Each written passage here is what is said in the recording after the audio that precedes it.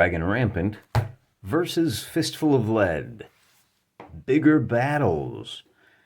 We had such a great response on the last comparison and contrast video we did. In that case, it was Song of Blades and Heroes versus Fistful of Lead. Versus is probably the wrong word to use.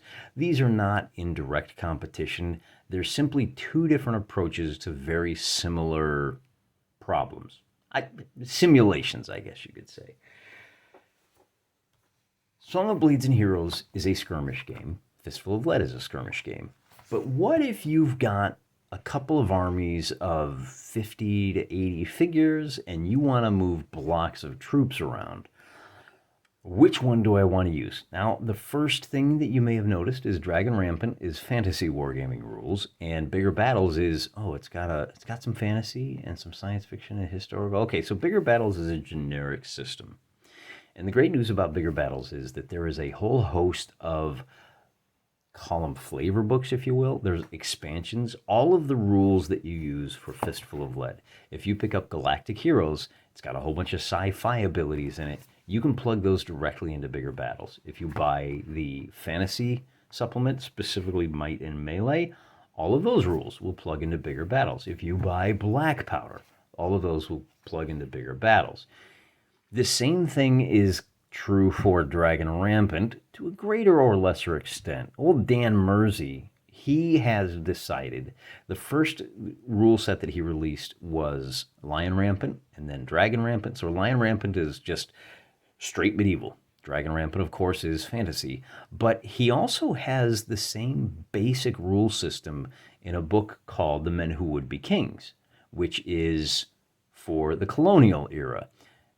Rebels and Patriots, which is the wars of the French Revolution, the American Revolution, American Civil War.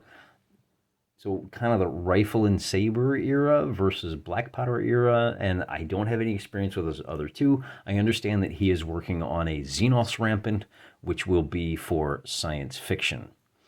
I'm curious to see how that plays out because you don't typically use blocks of troops in science fiction. It's a very different sort of game, but that's not what we're here to talk about today. We're here to talk about the difference between Fistful of Lead, Bigger Battles, and Dragon Rampant. The first thing we need to start with, so having talked about that, right? Bigger Battles can be used for a lot of different things. I'm going to assume that we're doing some fantasy battles with Bigger Battles. The first thing we should talk about is activation. Dragon Rampant uses a activation system that a lot of people take exception to. You nominate a unit, you attempt to activate it, and if you fail, your turn is over. So you have to prioritize which unit you want to go, and you have to think about the fact that some units are better at some things than others. You might want unit X to move, but they're better at attacking. So you may have to wait to move them until you've moved this other unit that's not as good at attacking, but it's better at moving. You will very rarely have your entire army move every single turn. For Bigger Battles, every unit moves and every unit acts, but you have less control over when. With Dragon Rampant, you nominate a unit, and then you go down your checklist until you fail. And if these guys didn't move, well, okay. It allows you to press your luck. Bigger Battles uses a card-driven activation. A regular deck of cards, you deal out one card. So each player gets one card for every unit he has, and then you get to look at your deck, your hand, and you get to, and here's where you get a little bit of a wrinkle. You do have a bit of a bluffing game. Hey, everybody play your kings. Well, I played one king. I've got 4 cards left. You don't know what they are. So you may tell me, well, I hope he doesn't have a jack because I want to go first, and you're hoping that I'll smoke. He's hoping you'll smoke out some of those cards that you might want to keep in your hand. There are wild cards, but you do have. So the problem here is that you have control over what order your guys act in, but you have some oddball check because certain cards have certain powers. 2-eyed jacks give you a +1 in close combat. So you're going to go quickly and you're going to get +1 in close combat. But the very powerful deuces of any suit, They can reroll misses from one throw of the dice. So if I've got a unit of 10 fighters, I want to be able to reroll misses because it's that much more likely that I'm going to do well. But to take advantage of that ability, I got to wait till the very end of the turn. All of my opponent's guys are going to go before I can. Oh my gosh, that is the kind of influence that you have over your units and when they go. But you are limited to one card per unit, which means, yeah, you got control over the order, but that's about it. If you're dealt a really bad hand, the highest card you've got is a 4, then you're going to be sitting around waiting while your friend goes. That's the biggest thing. So if you just cannot abide by the fact that I can't move everybody every turn, you're not going to want to play this. If you're okay with moving everybody but having a lot of balancing to do on who goes when, then you're going to want to go with bigger battles. Movement, terrain, modifiers, all of those are comparable for both of these rule sets. The other issue where these rule sets begin to differ is that Dragon Rampant uses either 12d6 for a full power unit, or once the unit has lost half strength, you're only rolling 6 dice. You're always rolling 12 or 6. Some people complain that it makes units feel like they're all the same. That's not a problem for me. I'm perfectly happy rolling 12 or 6. Some units are more sticky than others. Some units are harder to knock those strength points down, basically like hit points, and so they have a lot more staying power. They'll be rolling 12 dice a lot longer than the other units. The number of units that are in here are perfectly representative and accurate. With bigger battles, you really only have about one unit. And then you start, so again, I should back up a step. Dragon Rampant is a game that depends heavily on stat lines. In fact, if we take a look here at, let's just take a look at one of them real quick here, okay? This is the stat line for, what do we got? Light missiles. This is your lightly armed bowman. You've got 2, 4, 5, 6, 7, 8, 9, 10. So you got 10 stat lines. And then, a couple of options that give you bumps or negatives. And then they don't have any special rules, so I did a bad call there. This is about the longest number of special rules you will run into. For scouts, 1, 2, 3, 4. And really, there's only about 10 of these special rules that units might have. So it's primarily a stat line driven game, whereas bigger battles, every unit basically has one stat. Hey, what dice am I rolling to act? What dice am I rolling to fight? What dice am I rolling for morale checks? What dice am I rolling? And in bigger battles, you only have, I want to say it's, let's go ahead and flip right to it. You've got your base units are going to be, you've got foot and mounted, regular and irregular, and then guns, cannons or machine guns. So really only 5 types of units that are all going to be rolling d10s for each of the figures. So going back, you're rolling 12d6 and then 66. With bigger battles, you roll as many dice as you have figures in your unit. So both of these, if you've got a unit of 12 figures and you take 2 wounds here and 2 wounds here, you're still rolling 12 dice for Dragon Rampant, but you're only rolling 10 dice for bigger battles. So the slow bleed has way more of an effect in bigger battles. If that's important to you, that there's a lot more step down in the fighting ability of a unit, you're going to want to go with bigger battles. However, with bigger battles, typically your unit is going to stick around a lot longer, because the way morale works in bigger battles is that they will stay and fight until they earn. There's 2 different statuses that you have to worry about with bigger battles. There's wounds and shock. Wounds is easy. Every wound, pull off a figure. Shock, if you have more shock than wounds, your boys have to retreat 2 moves. And if it takes them off the board, they're done.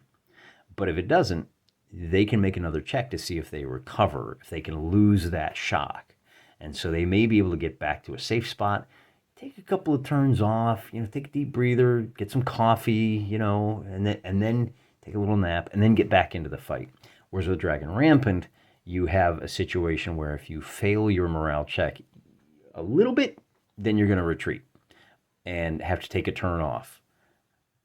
But if you fail it by a lot, you just leave. It doesn't matter how deep you are on the table, you just leave. So that's another, I think, key difference between these two games, is that with Dragon Rampant, it doesn't matter where your unit is on the table. If it fails its morale bad enough, it scuppers off.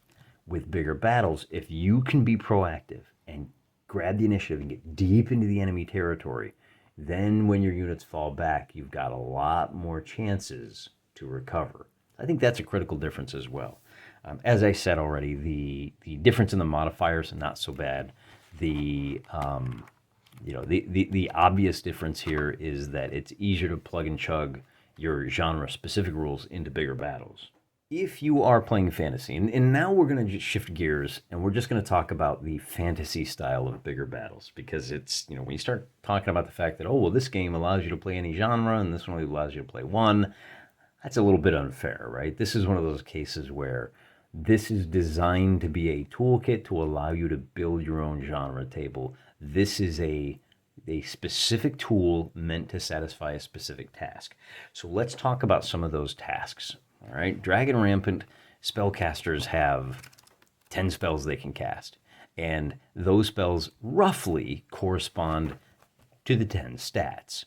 Hey, you get a do-over. Hey, you get a +1 on morale. Hey, you get a +1 when you attack. Hey, you get, you can't be attacked, or you're stunned for a turn, or you can't be attacked at a distance because you're invisible or hidden by Mystic Mist.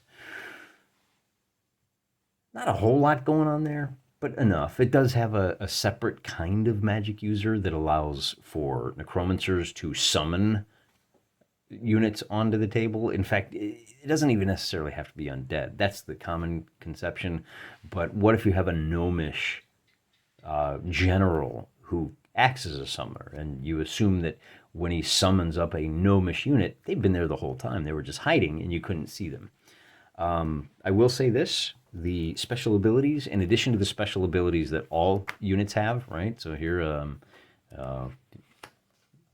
Elite Foot, they're rangers.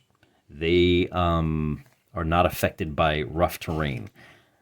In combat, in movement they are. And then you can buy these little options. But they also have some really good, Dragon Rampant has some wonderful fantasy-specific abilities that you can have. For example, Venomous, or Invisibility, or Undead. And they work very well. With Bigger Battles, the fantasy powers are somewhat limited.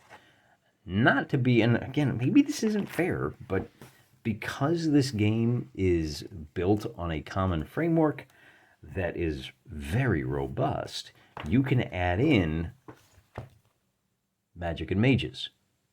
You can add in, magic and mages. You can add in the abilities for monsters and mazes. The advantage here is that this allows you a lot more flavor. You can take that complexity lever and just crank it up to 11. In the Bigger Battles rules, I'm going to show you exactly what it looks like for Wizard. Here we go. Wizard hero. He's encouraging, and treat the wizard staff as a flamethrower. That's it. And this is pretty powerful. That's it. It doesn't have to be, right? If you plug in magic and mages, you get a much more complicated system. In this system, you choose a path. Hey, Path of Chaos. Here's a list. You get a bump if you activate on a club, if your card is a club. Here's 1, 2, 3, 4, 5, 6, 7, 8. Now, it's like 10 different spells that you can use for the Path of Chaos. It makes it very flavorful. There are magic items in here. If you want to do a fantastic battle that features personalities, hey, I want Beorn, right, for the Battle of Five Armies to show up and just start wrecking everybody's stuff, then Dragon Rampant's not going to help you out a whole lot. It's got one flavor of hero. It's called hero. Actually, maybe two. Like, you've got Elite Foot, and then I think there's a hero ability that you can slap on by spending a few more points. On the other hand, Bigger Battles, you can actually use, instead of a unit of 12 guys, I've got a hero, and you can stat him out using these exact same stats. So you've got a lot more flavor, I think, in Magic and Monsters Magic and mazes, monsters and mazes. You could pull the monsters in from here. Again, you don't need that. The Bigger Battles core rulebook gives you a brief stat line for giant spiders, giants, dragons, manticores, tree men, trolls, right? Works really well. And oddly enough, the trolls here work a lot like the trolls here. You're only using 3 miniatures, but they each have 4 wounds, so it's effectively a 12-figure unit. Well, here you might use 3 trolls that each have 4 wounds. It's effectively a 12-figure unit. So very similar in that respect. In combat, we should talk about that as well. Combat's very similar. I'm going to attack you, and I get hits, and then simultaneously you attack back. And some units are better at attacking, some or defending. With Bigger Battles, though, I'm just going to attack you. It's not an opposed roll at all. But rather than comparing my attack to your armor, I'm going to attack you, and for every successful hit I get, I have to make a wound check. And if you're wearing armor, which you probably are, because, I mean, just look at this cover, right? This is armor. That's what they wore back in the days that never happened. You get my point. So up to 3 dice rolls, but it's a little bit easier because, hey, I'm just attacking you. Did I get that right? No, I got that wrong. It is opposed rolls because after I attack you, you're going to attack me. You counterattack me. Again, it's simultaneous. So we're all attacking against that, that target number, and then rolling wounds, and then possibly save. So a lot more dice rolling here in Bigger Battles than in Dragon Rampant. With Dragon Rampant, you're probably going to be dealing with about 5 units, but it could be as many as 8 to 10. With Bigger Battles, it's probably going to be about 5. Might be as few as 3, maybe up to 6 or 7. But because the Bigger Battle flavor comes in with all of these little unit traits, and then you can get away with you can't get away with as many units. So if you want to have a force with like 12 units going of, force of ill-trained, unruly, slavering orcs going up against a highly motivated, like elite level knights, Dragon Rampant is probably your way to go because you'll have, 10 to 12 units of orcs each one is, you need 3 of them to equal one of the elite knights units. That's Dragon Rampant. With Bigger Battles, you're probably going to have about 5 and 5. And there are ways to bump it up to where you have 7 or 8. But it does start to get a little bit creaky once you get beyond the 5 units for Bigger Battles. Dragon Rampant has a much more robust point system. If you're very concerned about how fair the fight is, Dragon Rampant lists point costs. Hey, look at Lizardmen. Hey, if I buy Armored Cultists, then they're going to be 6 points. And everybody's 24 points. Whereas the Bigger Battles, much more loosey-goosey. Hey, we're each going to have 5 units. One of them is a general, or maybe 5 units plus a general. And hey, I'm going to trade in one of my core units for 2 or 3 units of really scrub guys, right? Instead of this 1 orc unit, I want 3 units of kobolds who are really weak. But there's a lot of them, so I can use them. I can just throw them at you to slow you down. So it is possible to get up to 8, but because of that, it's just 5, and there are no points cost for any of these special abilities. So if we look at this, pick a couple of traits here, just kind of at random. All right, so my unit is Skirmishers, and your unit is Tough as Nails. Actually, that's only for heroes and commanders. Your unit can Thunderous Charge. Well, is Skirmishers better than Thunderous Charge? Wily Games is like, whatever. Just don't, and this cracks me up. In the Q&A in the back here. This is great. I love this. Can I arm a unit with nothing but flamethrowers? Remember, that's this. I'm just going to blast everybody. And what's the answer? You can, but no one will want to play with you. Yeah, it's unapologetically not for power gamers or min-maxers. Look to history, literature, your favorite movie when deciding equip units. And also look to your opponent and understand that if you're going to, pick all of the most powerful abilities and look for the stacks so that I can just no. This is not World of Warcraft, okay?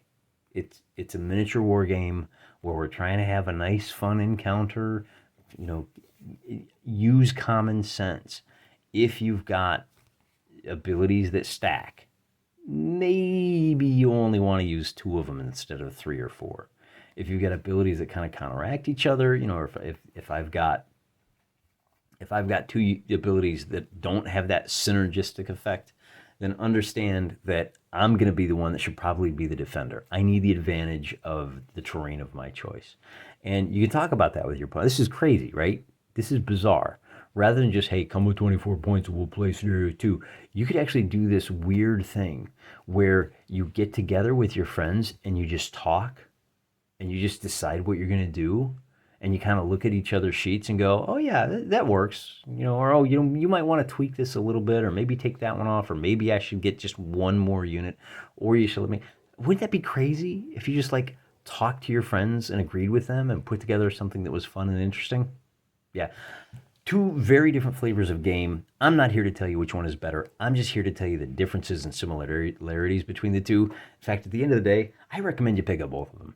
This one is like $15 on Amazon. This one is like $20 straight from Wiley Games, wiley-games.com. And this is, they're both great. They both do different things. One last thought. If you want to do something nutty, like Napoleonics versus Undead, or, you know, a Civil War regiment versus orcs, or Roman legionaries versus power armored space marines, this is the way to go, because all of that work has already been done for you. And you pair these two books up, because this one has additional, there's a lot of duplication here, but I mean, you know, if you're going to get Xenos Rampant and Dragon Rampant, you're getting a lot of duplication anyway. So, you know, we'll have to see if you can even combine Xenos Rampant with Dragon Rampant. But if you want to do those kind of off-the-wall bonkers mashups, this is probably the way to go. And I have just as much fun with both of them. I can't recommend one over the other. All I can do is tell you how they're the same, how they're different, let you decide for yourself. It's the magic of the hobby. Do what's right for you. Do what's right for your opponent. Do what's right for each other. I'm praying for you.